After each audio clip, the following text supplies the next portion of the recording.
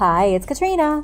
The Ben Stone. The Ben Stone is one of the most mysterious artifacts ever to have been found in Egypt. It's a stone that looks kind of like an obelisk, or like a really small pyramid carved out of just one giant slab of stone. Even more interesting is that the Ben stone can be traced back to the most ancient tales of Egyptian mythology. There are some conspiracy theorists out there who even believe the stone has alien origins, meaning it was deposited on the planet by extraterrestrial visitors. As you can tell, there are a lot of different ways people have interpreted the stone. The word Ben also happens to be an architectural term to describe the capstone put on the top of a pyramid. So, take your pick.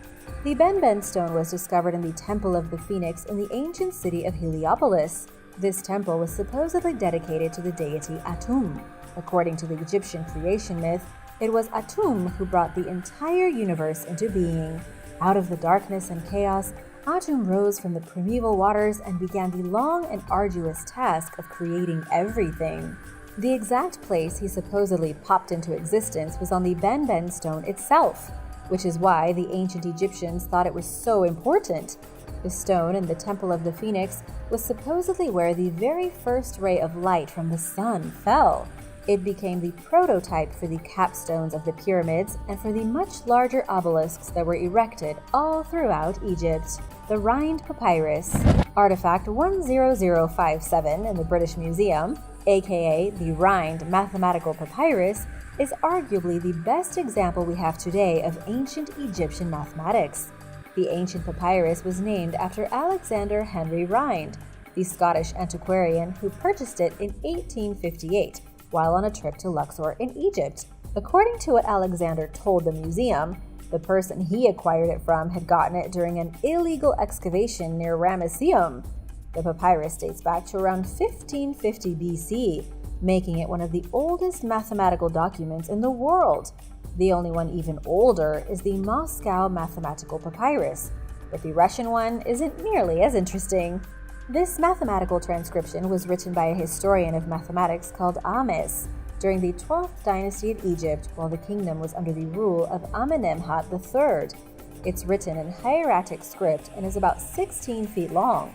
They didn't exactly write in books back then, but on extremely long pieces of papyri. It's more of a scroll than a book. The reason it's so compelling is that it's filled with arithmetic, algebra, advanced geometry, complex miscellany, and so much more. It's a shocking example of just how truly intelligent the ancient Egyptians were when it came to mathematics. Are you surprised by this? Let me know in the comments below. Egypt's extinctions. By studying artifacts from Egyptian tombs and looking at historical texts, researchers have been able to trace 6,000 years of mammal extinctions. In most ancient tombs, there are plenty of funeral objects left behind for the deceased to bring with them into the afterlife. These precious objects were almost always made to look like common wild animals. By simply looking at which animals were discovered in which tombs and adding all the dates together, scientists can tell pretty much when certain ones went extinct. They did a whole study on it, which was recently published in the Proceedings of the National Academy of Sciences. Researchers at the University of California, Santa Cruz documented how the Egyptian population boom devastated the ecosystem and caused a dramatic change in the climate. It's one of the most interesting studies that shows the long-term impacts of modern human activity in a specific area.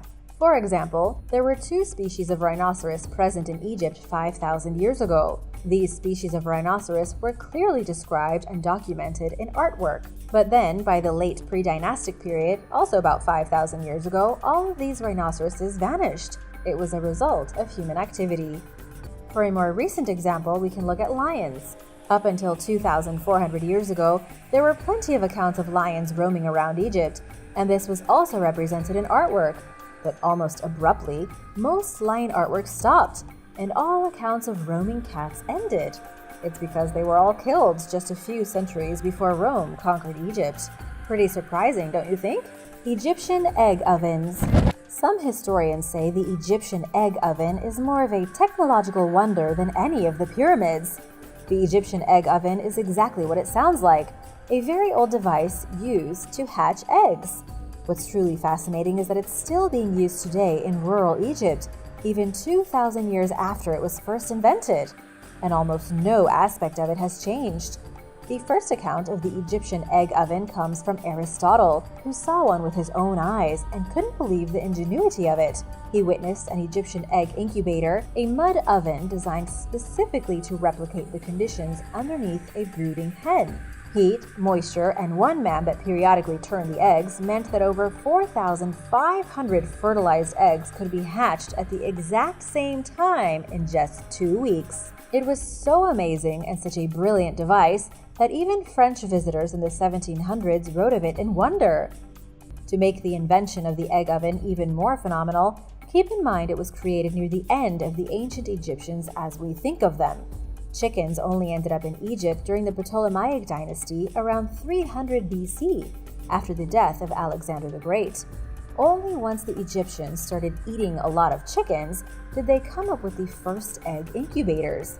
Though still, they did it before anybody else. Which came first, the chicken or the egg? The Philae obelisk. The Philae obelisk is about 27 feet tall and once stood outside the entrance to the great temple of Isis, located on the sacred Egyptian island of Philae. It was such an amazing thing to behold that when William John Banks encountered it on a trip to Egypt in 1815, he stole it and brought it to England. Today, the Egyptian obelisk, a huge needle of pink granite, stands on the grounds of the Kingston Lacy estate in Dorset. But before it was taken from Egypt and shipped back to England, the obelisk was part of a pair standing outside the temple. The other obelisk had already been shattered an undetermined number of years ago, but this one was still standing, and had been for over 2,000 years. An inscription on the base of the obelisk detailed a petition by a group of Egyptian priests who wanted financial aid from the king and queen. They needed more money to deal with all the pilgrims visiting their sanctuary. And while that's very interesting, the true importance of the obelisk was its role in helping to decipher hieroglyphics. It's actually considered the second Rosetta Stone for how important it became to linguist experts. It was finally deciphered by the French researcher Jean-François Champollion in 1822. Do you think the Philae obelisk belongs on a fancy British lawn, or should it be taken back to Egypt? Let me know your thoughts in the comments, and don't forget to subscribe if you haven't already for more videos about amazing discoveries. The secrets of Egyptian ink. Danish experts believe they have finally discovered the secrets of Egyptian writing ink. These researchers were studying black and red inks from ancient texts when they realized they were looking at something fantastic. The ink the Egyptians used was designed specifically to dry very quickly, just like inks that were developed thousands of years later during the Renaissance.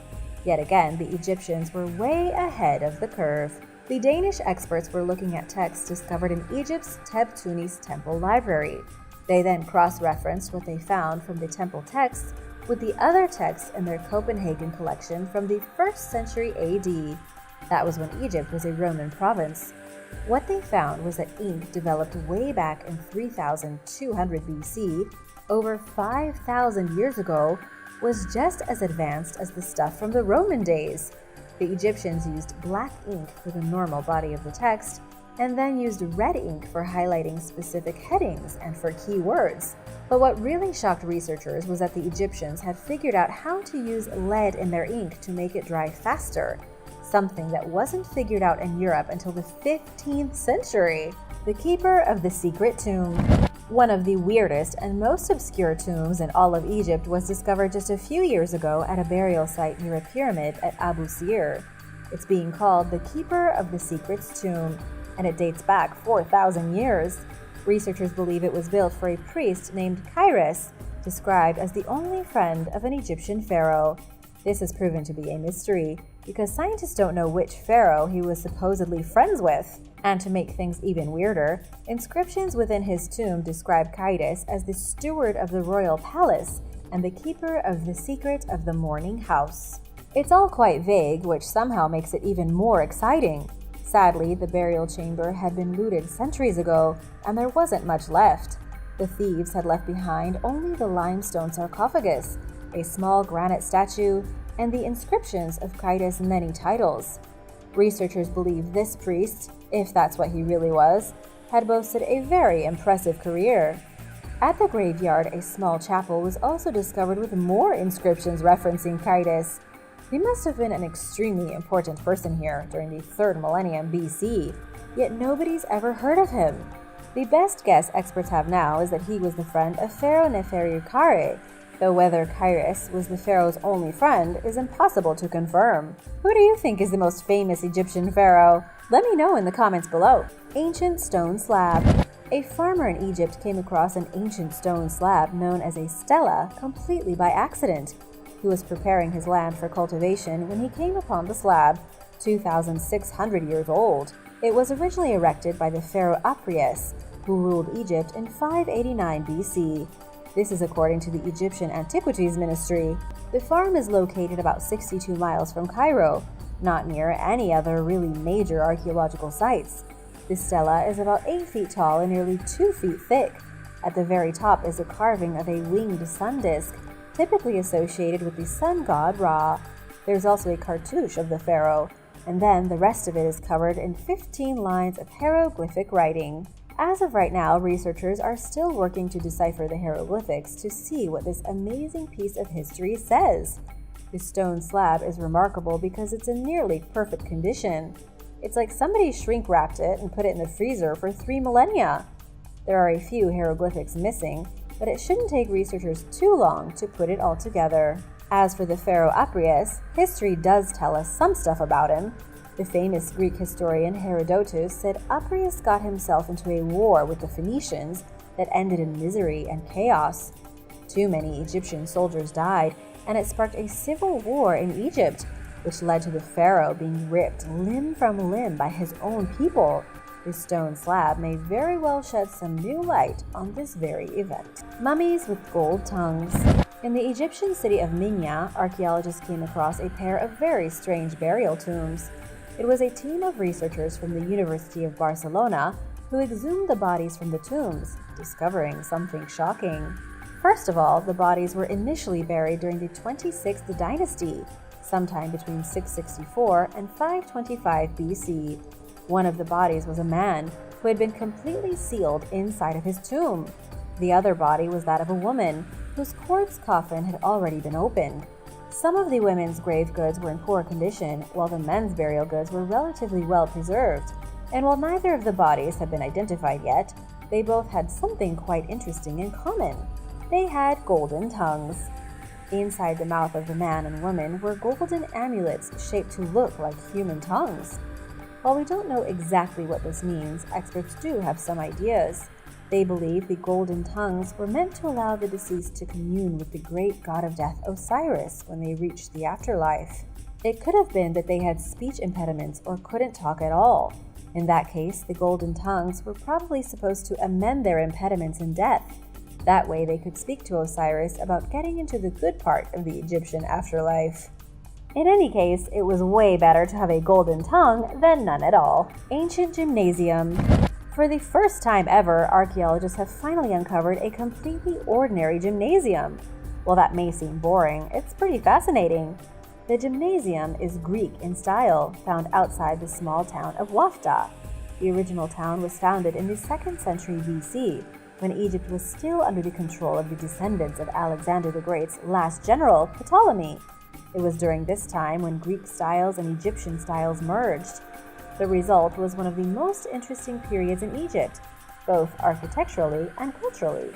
In ancient Greece, the gymnasium was a place where young men worked out to get strong, and where they socialized with older mentors, like now. Not only was it a great way to keep in shape and stay healthy, it was also key in teaching young men more about military life. But when the Greeks took over Egypt, they started to get a taste for rest and relaxation. At this newly discovered gymnasium, dated 2,300 years old, archaeologists uncovered traces of a bathhouse as well as a workout area. It's cool because it goes to show that even though the Greeks occupied Egypt, they absorbed lots of their values. They still wanted to have big gyms where young men could work out, but they also liked the idea of incorporating bathhouses. That way they could chill out after their exercise. Lost city in the jungle. Researchers discovered a mysterious lost city high up in the mountains of Colombia's Sierra Nevada. This is an isolated mountain range deep in the jungle near the Caribbean coast. It's around the same area as the infamous Ciudad Perdida, literally lost city in Spanish, which is another ancient jungle dwelling, but this one has no name. The ancient settlement was found 5,000 feet above sea level, hidden underneath dense jungle foliage. It was only found thanks to National Geographic explorer Albert Lynn, who used light detection scans to see through the vegetation to the ruins beneath. These are known as LiDAR scans, which send hundreds of thousands of laser pulses across the ground to create a 3D map of a place's topography. This is what allows researchers to see man-made structures that would normally be invisible. It's now believed this city was founded around the year 800 AD, then abandoned a few centuries later when the Spanish arrived in South America. It was likely the mysterious civilization known as the Tairona who built this city.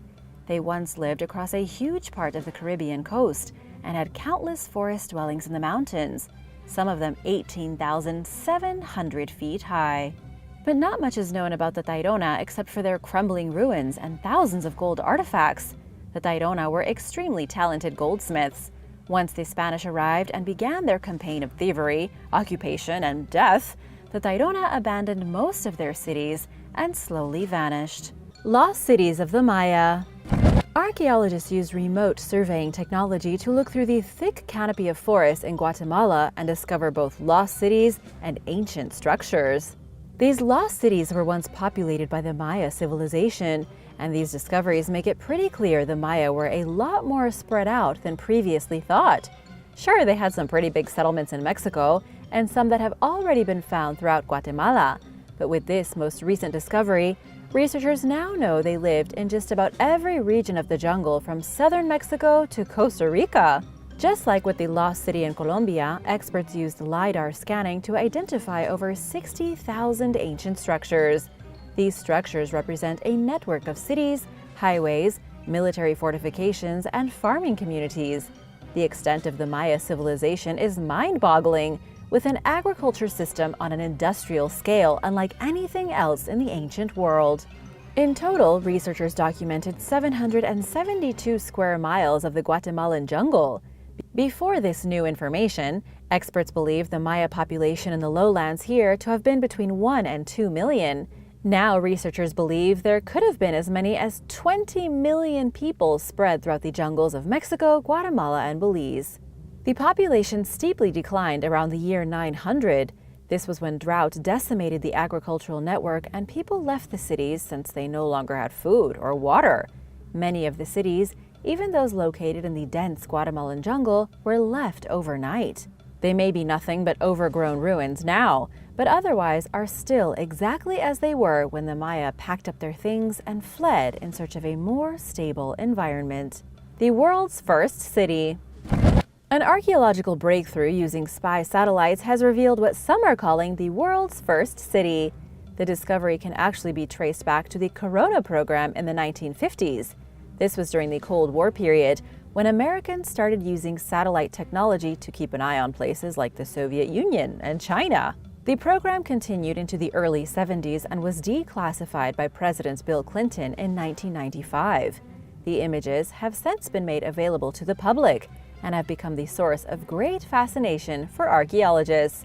There are over 860,000 detailed images of the Earth's surface, and in some of them are mysterious archaeological wonders. Dr. Jessie Kasana has been studying the photographs for years, focusing particularly on photographs of the Middle East. Jessie says the photos are invaluable because when they were taken 50 years ago, the countryside was far less industrialized. This means that ancient settlements and structures hadn't yet been destroyed or built over by modern technology. Jessie has documented over 10,000 archaeological sites, many of which are no longer visible. The biggest discovery comes in the form of a city estimated to be roughly 4,000 years older than the Egyptian pyramids. This city is called Tel Brak. It began life in the 7th millennium BC and grew to be one of the biggest cities in Mesopotamia. It grew from a primitive village to an urban hub, and then into a giant city of 55 hectares. Tel Brak continued to expand, and its name changed several times. However, it was eventually abandoned and forgotten. Archaeologists are calling it the first city because it was one of the very first major metropolises that sprang up in Mesopotamia in the dawn of human civilization. Mysterious Aksum Empire. In 2019, a town was uncovered in Ethiopia that had been abandoned for centuries. The lost city was inhabited for 1,400 years before it was forgotten, originally built by the mighty civilization of Aksum. At its peak, the Aksumite Empire dominated East Africa and was just as powerful as its counterparts in China, Persia, and Rome. It was one of the most important civilizations that has been lost to time. Outside of Egypt and ancient Nubia, Aksum was the earliest complex society in Africa. It maintained control over the region until power slipped through their fingers in the 6th century as Islamic powers began to invade. By the 10th century, they had been forced from their land, and the last king was betrayed by his general, creating his own empire. That was also around the time the newly discovered city was lost. Archaeologists stumbled upon the remains of its stone buildings by accident near the town of Beta Samati. There were a few small buildings here, mostly residential, but a handful of workshops too. Researchers also found a basilica that likely functioned as a public administration building, but it may have also been a place of Christian worship in the 4th century. This lost city is a reflection of what happened to the world power of Aksum as the empire fell in its final years. The city of the flesh-eating illness. In the Central American country of Honduras, a group of archaeologists trekked deep into the forest to uncover a lost and never-before-explored city. Explorers have been marching in the jungles for centuries, looking for proof of lost civilizations. But this time, they actually found what they were looking for. The research team discovered what they believe to be the remains of the legendary White City. It's so deep in the jungle that getting there is an absolute nightmare. Not only did archaeologists have to deal with the dangers of drug cartels moving through the area, but they had to contend with deadly monsters as well. The Honduran jungle is filled with venomous snakes, dangerous forest creatures, and flesh-eating parasites. Sure, the team discovered an overgrown ruin that hasn't been touched in hundreds of years, abandoned by a civilization we don't even know the name of. But they also contracted flesh-eating parasites. All dangers aside, this is a remarkable part of Central America. Researchers also identified a complex cave system running beneath the jungle, which has never been explored or even entered by modern humans. The whole area is bursting with hidden history. It's just so hard to reach that so far, archaeologists have only managed to visit a single site, and even then they almost died. Do you think it's worth being infected by flesh-eating parasites to discover an ancient lost city? Let me know your thoughts in the comments, and don't forget to subscribe if you haven't already for more videos like these. Durashahrukin. Durashahrukin can be found in modern Iraq, but was constructed long ago when this part of the world belonged to the Assyrian Empire. The city was commissioned during the reign of King Sargon II to be the greatest in the world. This was just shy of 3,000 years ago in 717 BC. The city grew to 1 square mile and was surrounded by a wall 45 feet thick and 40 feet tall. That's a pretty impressive wall even by today's standards. Plus, Sargon designed an amazing palace and a 4-tiered pyramid known as a ziggurat. But here's where the great Assyrian king failed majorly. Apparently, nobody liked his new city. He moved into his palace in the year 706 BC, only to die later that year during a military campaign. Almost immediately after his death, the people left the city en masse and it was abandoned. It was then lost to time until archaeologist Paul-Emile Botta discovered it in the shifting desert of Iraq in 1873. Lost Golden City. Archaeologists in Egypt discovered a lost city described as the most significant find in a century. It's 3,000 years old, called So'ud Atun. Zahi Hawass, arguably the most famous Egyptologist in the world, announced the discovery himself. This city was probably established during the rule of the great pharaoh Amenhotep III, sometime around 1391 BC. Archaeologists have identified a bakery, an administrative district, a residential area, and thousands of everyday items scattered throughout the site. It's crazy that nobody found this city before, considering where it is. It's located near the Colossi of Memnon, the Ramesseum, and the Madinat Habu Temple. There is no way archaeologists should have missed it, yet somehow they did. Now it's a matter of figuring out what was happening in this town 3,000 years ago. Right now, it's believed Amenhotep commissioned the city himself, only to have his son abandon it for a new capital called Amarna. This was a major problem in ancient Egypt, with the rulers simply making their own capitals and completely uprooting cities that were already established. However, archaeologists aren't sure yet if people ever returned to Saud Atun. We know the capital of Amarna was abandoned shortly after the death of Amenhotep's son, but not what happened here in the following years. Judging by the state of things, it looks like people left in the middle of the night and never bothered going back to their homes. An ancient Acadian city. A lost Mesopotamian city from 4,000 years ago was discovered by archaeologists in Iraq. Researchers from France digging in Kurdistan found the ruined bones of a city that once belonged to the very first empire in Mesopotamia. I'm of course talking about the Acadians. According to Christine Kapinski, one of the experts who's been excavating the site since 2012, nobody was expecting to find a full city. They were working at the Kunara site through 5 different excavations, researching things like farming, irrigation, and agriculture in ancient Mesopotamia. But then they began to find large stone foundations.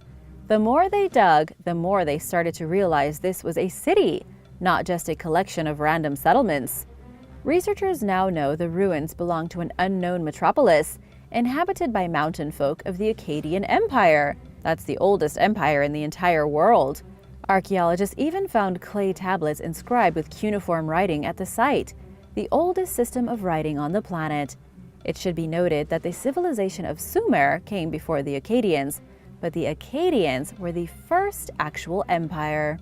Sadly, the city has been very badly damaged. It's also covered in dirt and difficult to study. Archaeologists believe it was probably a prosperous city, thanks to the discovery of some rare stones like obsidian. But other than that, they know very little about this incredible find. Not even its name. The lost city of Karon. The ancient city of Karon has been called the Machu Picchu of Tajikistan. Looking at pictures, it's not hard to see why.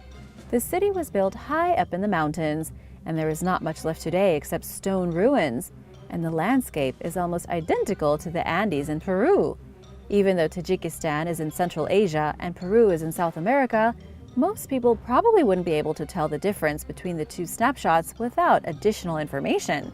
At least not snapshots comparing the Andes Mountains to the Pamir Mountains. These mountains are so remote that the ancient city of Karon remained lost until just a few years ago. The region has a population density of just 1 person for every square mile. There are no major roads here, and people live simple lives. This sparse population and humble lifestyle of the local people led to the ruins remaining forgotten until 2012. It was archaeologist Yusufsho Yukubov who first examined a strange structure of mud brick near the town of Kalai Kum. The fragments of brick turned out to be the only surviving pieces of an ancient Zoroastrian water temple. The water temple dates back to the 2nd millennium BC, when it was a feature of a hilltop city called Castle Karon. Sadly, we don't know much about the city's history. We know the Pamir Mountains are dotted with similar ruins, though most have been destroyed due to natural erosion and disasters. Up to 10,000 people may have lived in Castle Karon, members of a great mountain people who are long gone. Balasagun. The modern nation of Kyrgyzstan was once one of the most important places in all the ancient world. It was a major stop on the legendary Silk Road, the trade network running from the Far East in China all the way to the Mediterranean. But not only were goods shipped along the route, so too were people of various cultures. It was a big time for the world, with humans learning more about other people living in faraway lands and the way they behaved. In any case, almost all archaeological sites in Kyrgyzstan can be connected to the Silk Road. One of these is the lost city of Balasagun, though it's not so lost anymore. The only remaining feature of the city is something called a minaret, a large tower about 75 feet tall. Not a single other piece of the city is still standing, and not even the full tower is left. The city of Balasagun was founded 1,000 years ago by a group of people known as the Black Khans, or the Karakhanids. They ruled a vast empire from the border of China to the Aral Sea, and Balasagun was their capital. But in 1218, the Mongol horde showed up and destroyed everything. The Black Khans were defeated, and their city was left in disrepair. By the 14th century, just about 100 years later, The city was damaged even further by an earthquake. With the Silk Road in shambles, there was no reason for people to return. There were no more caravans, the world was changing, and the only thing that remained as a reminder of the power of Balasagun was the Great Minaret. Darinkuyu. It was 1963 when one of the most amazing underground places in the world was discovered by accident. A man in Turkey was remodeling his house when he stumbled across the entrance of a hidden underground city that hadn't been entered for at least 1,000 years. The tunnel led from a secret chamber underneath his house to what we now know as the underground city of Darinkuyu, constructed sometime around the 15th century BC. The mountain people of the region carved it from the soft volcanic rock so they could live underground, be safe from invaders, and stay cool in the brutally hot summers. How had nobody discovered this mysterious place before? It's because there are only a handful of entrances into the subterranean city, and most of them are buried under modern structures. Archaeologists believe it was likely the Hittites who built the subterranean metropolis, probably to hide from their arch-nemesis, the Phrygian Empire. The Hittites were a major power in the upper Mesopotamian region, but their empire collapsed before the Romans ever came around. As for how big the city is, it extends 280 feet down and consists of 18 different levels. Hundreds of people live down here, navigating through tunnel systems and narrow corridors into underground schools, houses, workshops, and everything you can think of. There was even an underground river that gave Darinkuyu access to constant fresh water. Could you live underground like this civilization? Let me know in the comments below. Ancient English Cave. A group of rail workers were doing some repairs near a small English town when they came across a mysterious cave from the 14th century. The sandstone cave is located just outside Guildford and isn't very big. The cave is shallow enough that if you were walking by it, you probably wouldn't think twice about it. But researchers believe it may have once been a lot deeper. Archaeologists who showed up on the scene to investigate believe the cave was probably used as a medieval shrine and may have even been associated with a nearby chapel. The Chapel of St. Catherine is currently in ruins, sitting on top of a nearby hill, but its history is quite frankly astonishing. A spokesperson from Archaeology Southeast said the hill upon which the chapel sits was known as Drakehall over 600 years ago, translated in modern English to the Hill of the Dragon. The spokesperson also said that based on markings carved inside the cave and the evidence of a shrine, the whole area may have been ripe with cultic activity. The big mystery now is trying to figure out what kind of cultic activity was happening here exactly. We don't know what kind of strange pagan gods may have been worshipped in this mysterious cave, or what kind of creepy sacrifices and ceremonies could have happened in its dark shadow. Scientists are currently analyzing soot found on the cave's floor from ancient fires to see if they can learn more about it. What kind of cultic activity was going on here? The Znojmo Catacombs. The Znojmo Catacombs in Czechia, formerly known as the Czech Republic, is a system of defensive catacombs built centuries ago to help protect the townspeople from evil invaders. What's truly incredible is that the underground system used strategies that almost feel like they came out of a cartoon. Here's the deal. First of all, even though it's called a catacomb, there aren't any bodies buried down here. Instead, it's a winding series of tunnels created around the 14th century. The tunnels link up cellars beneath various houses to create one massive warren. There were wells built for water, sewage and drainage systems, and ventilation for air. It was all designed for people to live inside of it for short periods of time. There were also tunnels added later on that led directly out of the city in case everyone needed to escape. The whole point was to hide from invaders. However, if invaders managed to get their way into the underground city, they were met with terrifying traps, slippery slopes, and enemies sliding down into caverns of death. There were trapdoors that opened onto beds of spikes, and there were narrow choke points where the villagers could easily fight back against the invaders one by one. It was like something from Indiana Jones, with the most basic and yet functional traps imaginable. Sadly, the tunnels are mostly flooded these days. The few subterranean areas that are still open are creepy, and some say rumored to be home to goblins and ghouls. Would you dare explore such a place knowing it was booby-trapped? Let me know in the comments below. Britain's mysterious underground. For a long time, rumors have circulated in London of a mysterious underground network of tunnels hidden from public view. Interestingly enough, these rumors are perhaps truer than most people think. According to new data published in 2017 by the Land Registry, there are roughly 25 million miles of lines and networks underneath the city.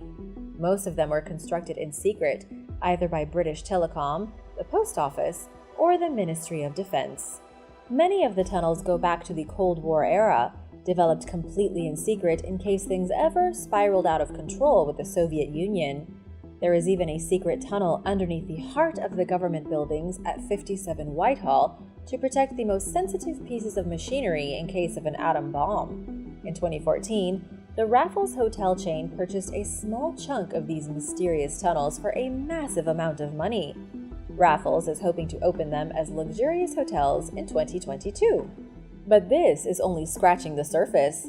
The truth is, there is no public access to any of the underground tunnels beneath London. Not the abandoned subway stations, not the bunkers from World War II, not anything.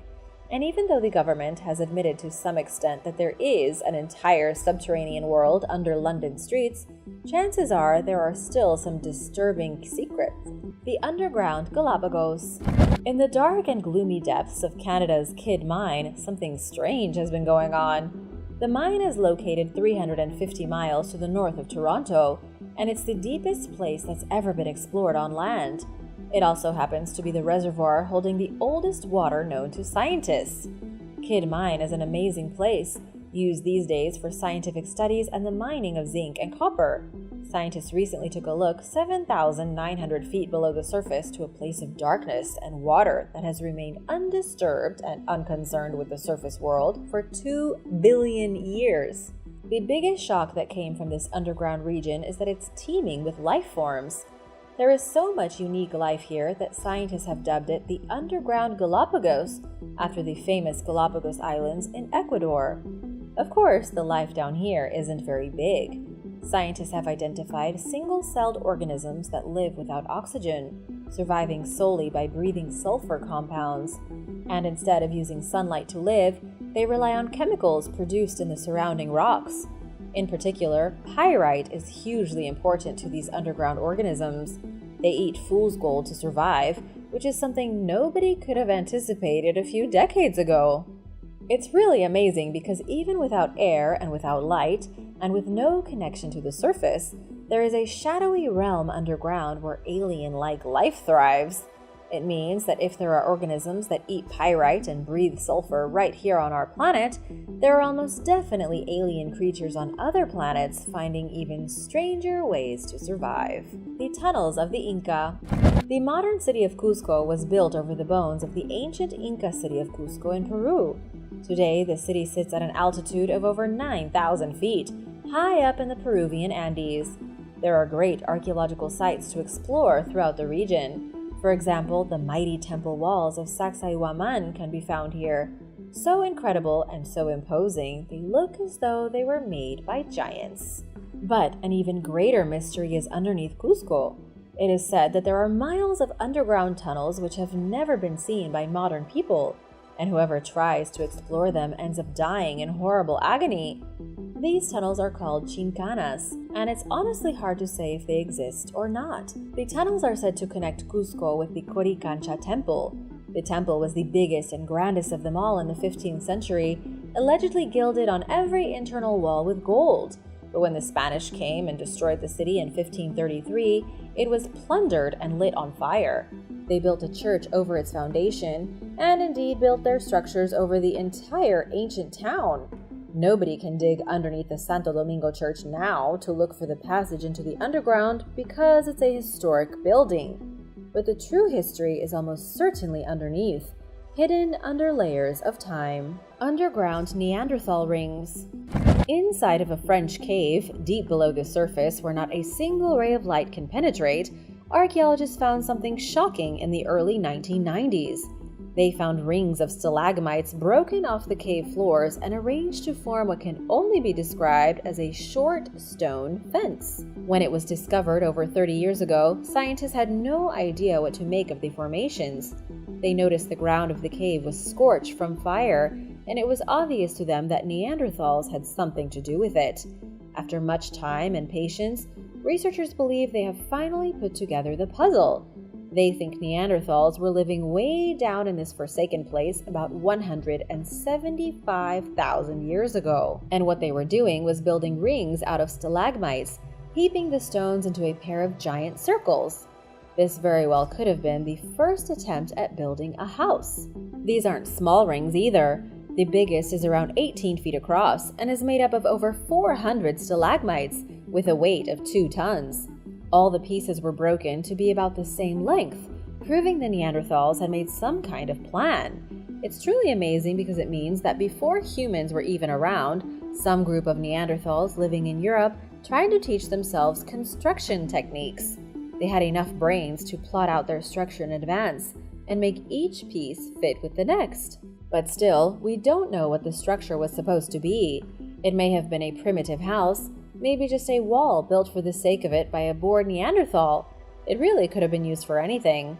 It's difficult to look back almost 200,000 years and recreate what happened inside of a cave. What do you think it was used for? Under the Provincial Assembly. Underneath the grounds of the Nova Scotia Legislature in Canada, a mysterious underground vault was uncovered. The stone chamber is about the size of a living room and was found during a project to remodel the gardens of Halifax's provincial house. But because of its precarious position underneath the actual structure, experts were unable to enter the mysterious vault. Instead, they had to use remote cameras to look inside. What they discovered isn't too groundbreaking. They found shattered pieces of ceramic items and a stoneware bottle, but the stuff does look old. As of right now, experts don't know for sure what the mysterious room could have been used for, but considering the provincial house was built in 1811, it's over 200 years old. Experts say it could have been part of a powder magazine from the 18th century, part of a great military structure constructed by the British colonists to defend themselves from attack.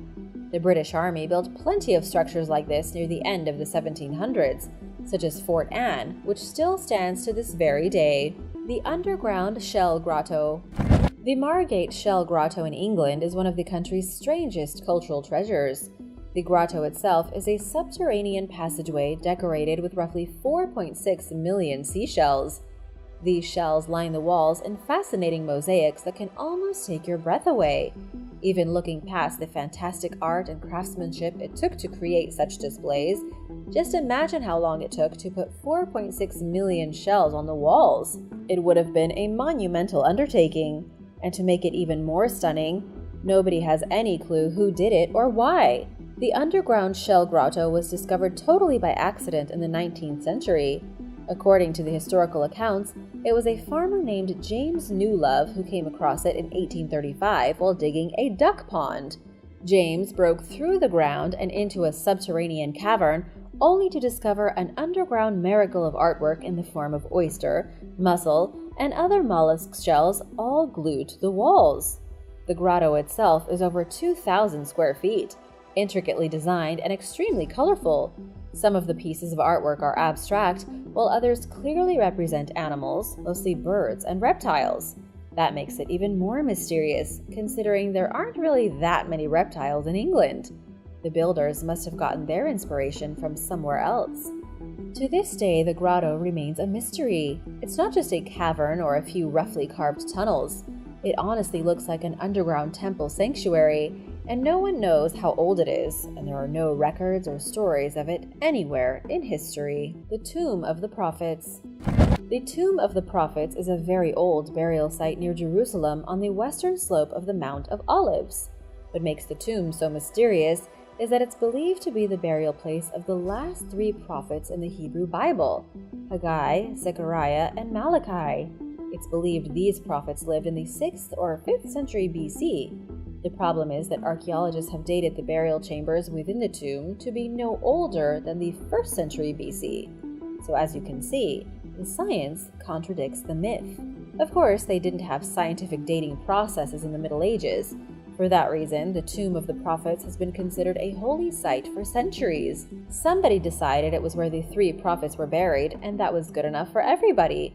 But even with the science disproving the religious significance of the tomb, Jewish people still go down into the underground darkness to worship. Thanks for watching! Which of these amazing underground places did you find the most interesting? Let me know in the comments below, and be sure to subscribe, and I'll see you next time. Bye!